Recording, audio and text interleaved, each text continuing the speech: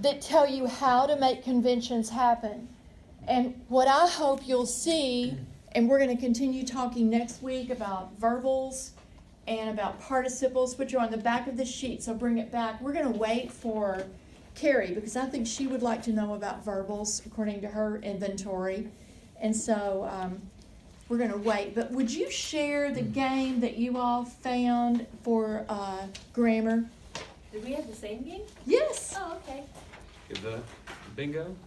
No, but you had so you much had a better. different one, and I loved it. I'm going to steal all these ideas. This one was he actually had the students create a carnival game, put them in groups and had them create a carnival game based on a grammar convention that he assigned to them.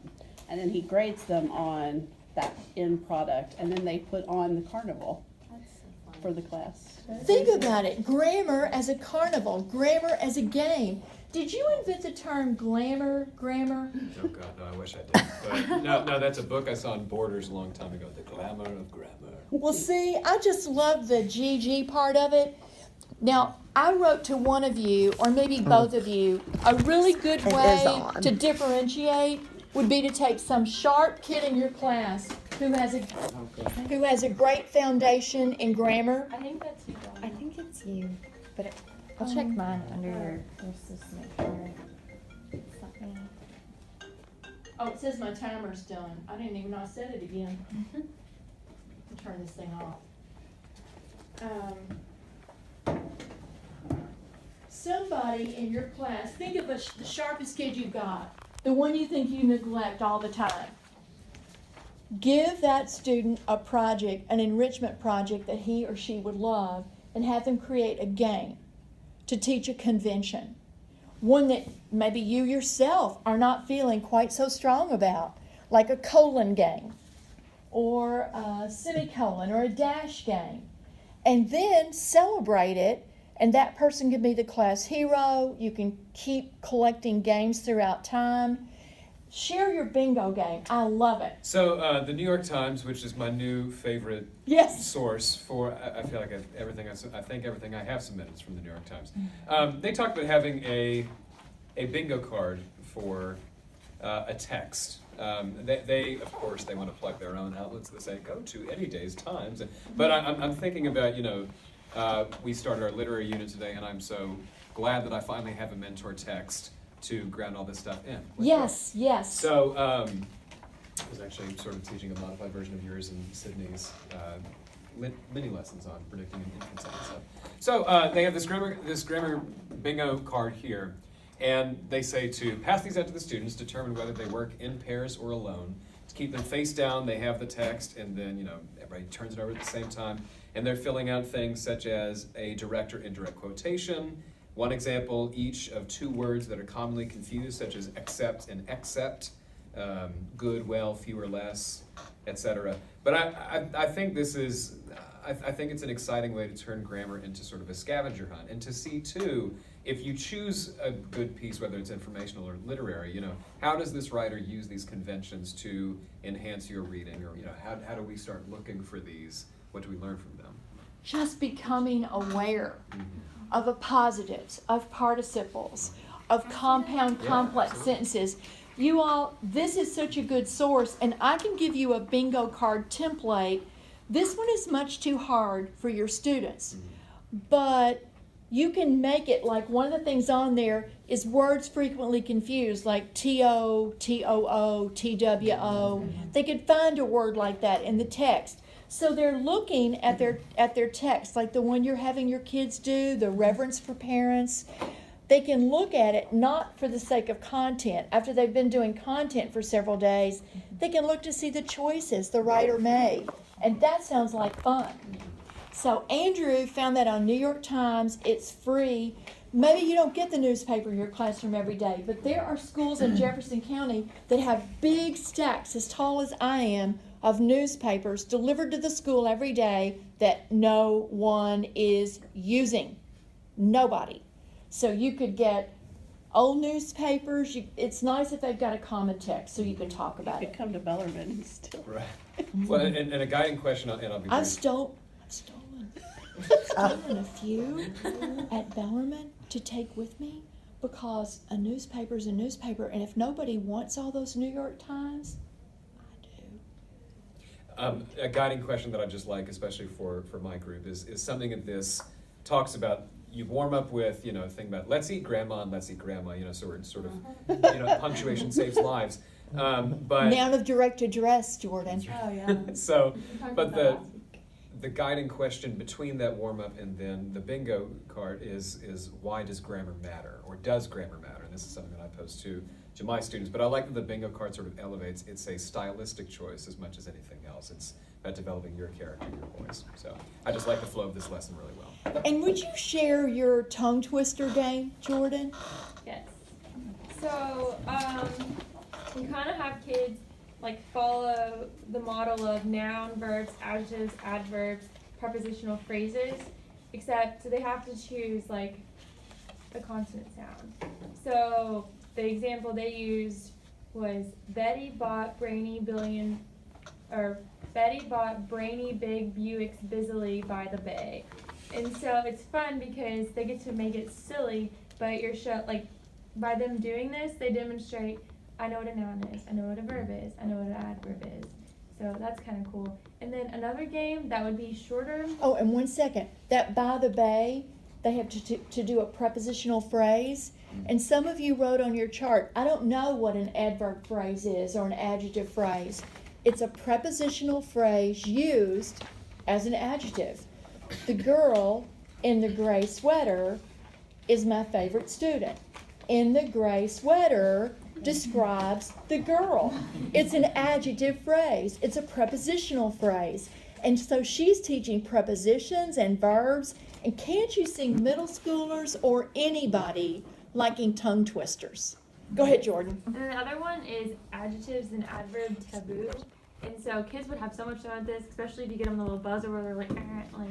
And so what they could do is, you write down a short sentence or a couple words, and the example they gave is the child laughed. And so you have to get your team to guess the subject, so the child. So you can say adjectives, you can say adverbs, but if they say a noun or a verb to try to get them to guess, then the other team gets to buzz, and you have the opportunity to steal. So it's getting them to think quickly about, the difference between an adverb and a verb and an adjective and a noun. And the nice thing is, all of these things can be preferred activity time. A Socratic circle is preferred activity time, meaning it's a reward. We get through our text this week, we cooperate, and we get to have a circle, which means we talk about our text. We talk about a current event. I thought we needed to have some fun, and so I brought in something that I like to do around Halloween, and I've always loved Macbeth. I've always had my students do the witch's speech and divided them into triads, and I've had kids come in with a commode as their pot. I've had kids who've come in dressed not like witches, but if you've seen all the videos out there about Macbeth and the witches, you know that some of them are children, are ghost-like. Some of them are old, ugly women. And it's just really fun to see their different interpretations of the witches. But I was thinking of this somewhat like a vocabulary lesson. You got one? I got 3 copies. Oh, okay. This is a really, really good lesson to help students understand context. You don't have to know what all these words mean. Next week, we're going into vocabulary.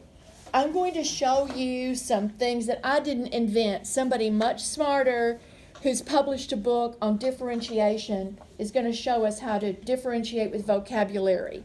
You don't have a new chapter to read. It's in the same chapter you've read on grammar, style, language, vocabulary. So this gives you a week, if you didn't get that chapter read in the first place, to go back and look at the grammar chapter. It also gives you a week to be working on what's due the following week.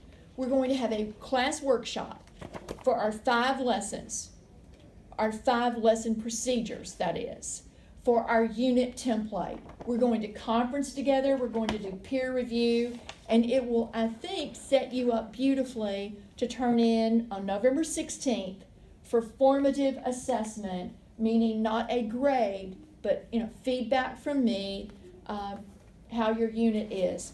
And many of my students don't ever have to turn it in again because they hit the expected level and it's over.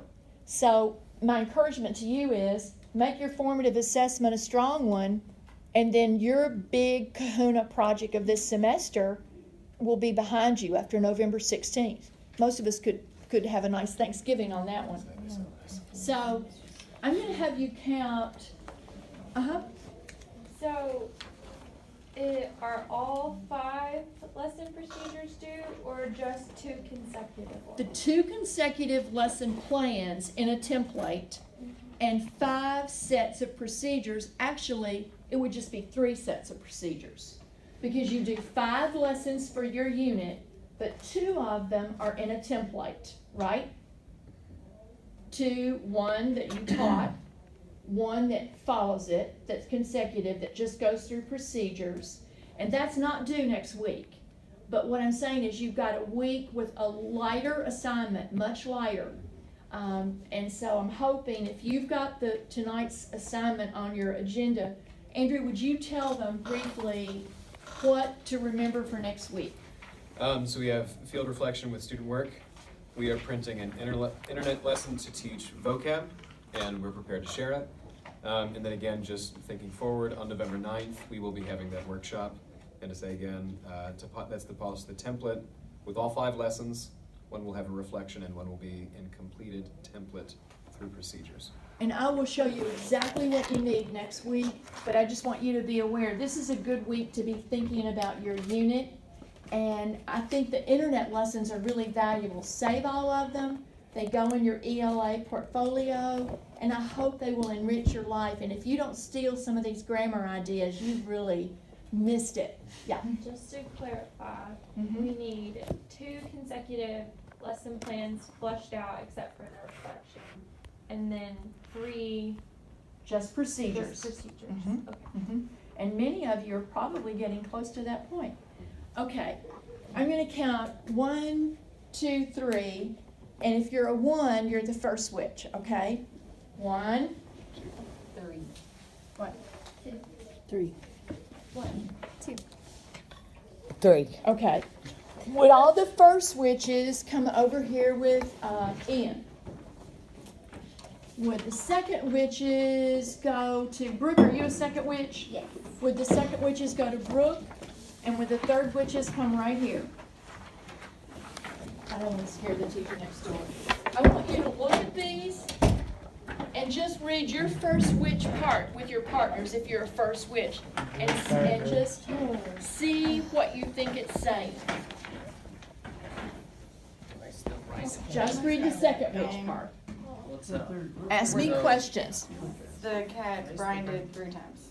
I guess the cat is Is that a meow or Rice the brinded I cat? think a mew is more like a. Yeah. Right now I'm eating. So the cat's Where is did you meowing You're not sure. Third 3 witch. times Oh. and grinding Grinding has and a meow. grind. Andrew. Is it grind? Oh, it's a brine. Brine is like the cook song. That's a brine. B-R-I-N-E. B-R-I-N-E. So read it, see if you kind of get the gist, and read it silently, and then you read 3 it together. times, so the brine cat, this is something about the cat. So 3 times, whatever this means, the cat is It meow. means a cat that's kind of strange. Okay. Oh. So 3 times the shark cat meow. Yeah. Maybe mom? Gotcha. Thanks for the tip. Yeah. Oh, I mom thought has it some was being seed. cooked And or I don't something. want it to be a vocabulary lesson, because the main thing you want kids to experience is the fun. Shakespeare's day, they believed in witches. They believed in lots of things that, and there's a lot of prejudice in here too, we're gonna see, that we don't like. It's an ugly scene, but it's fun to say and it's fun to interpret, because Shakespeare's fun too. And when you teach Shakespeare, you act it out. You don't just read it in a chair, you act it out. So read all the first witch parts. Oh, there's some more, should be some more. Round about to long ago. Poison and trails grow. Let's do one more. Okay. Walk around the cauldron. They throw in the poison and trails. I don't want a breastfeeding baby. Walk around, okay. Throw in the poison.